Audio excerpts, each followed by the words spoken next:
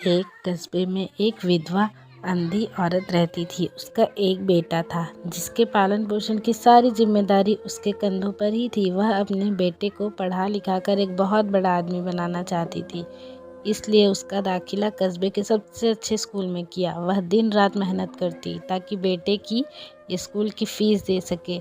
लड़के के स्कूल के बच्चे उसकी माँ के बारे में जानते थे। वे सब उसे अंधी का बेटा कहकर चिढ़ाते थे। लड़का इससे बहुत परेशान था। उसे अपनी माँ पर शर्म आने लगी थी।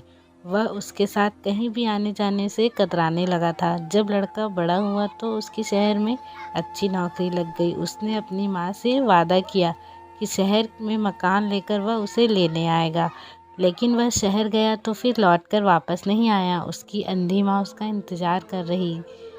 ये भी पढ़ी माँ का प्यार अनमोल है, माँ बेटे की कहानी। कई महीने बीत गए, लड़की की कोई खबर नहीं आई।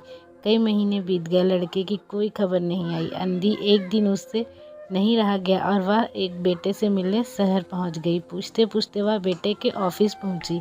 वहां सिक्योरिटी गार्ड ने उसे रोक दिया। अंधी औरत ने गार्ड को अपने बेटे का नाम बताया और बोला कि उससे जाकर कह दो गांव से कोई मिलने आया है। गार्ड ने जाकर उसके बेटे को बताया। बेटे ने ऑफिस की खिड़की से देखा तो उससे अपनी माँ गेट पर बाहर खड़ी नजर आई। वह ऑफिस में सबके सामने अपनी माँ की वजह से शर्मिंदा नहीं होना चाहता था। उसे कहला दिया कि वह ऑफिस में नहीं है। अंधी औरत वहाँ से चली गई।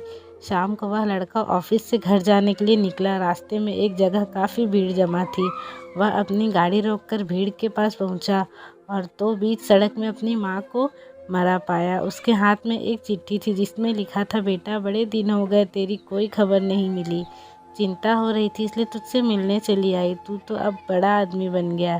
तुझसे मिलना अब शायद मुझ गरीब की किस्मत में नहीं, लेकिन मैं बहुत खुश हूँ। तूने अपने ही नहीं मेरा सपना भी पूरा किया। मलाल है कि तेरी तरक्की देख नहीं सकती। काश बचपन में तेरी आंखों में सरिया ना घुसा होता मुझे तुम्हें अपनी आंखें ना देनी पड़ी होती, तो मैं तेरी तरक्की अपनी आंखों से देखकर सुकून से मरती। तेरी अंधी माँ। पढ़कर लड़का फूट फूट कर रोने लगा।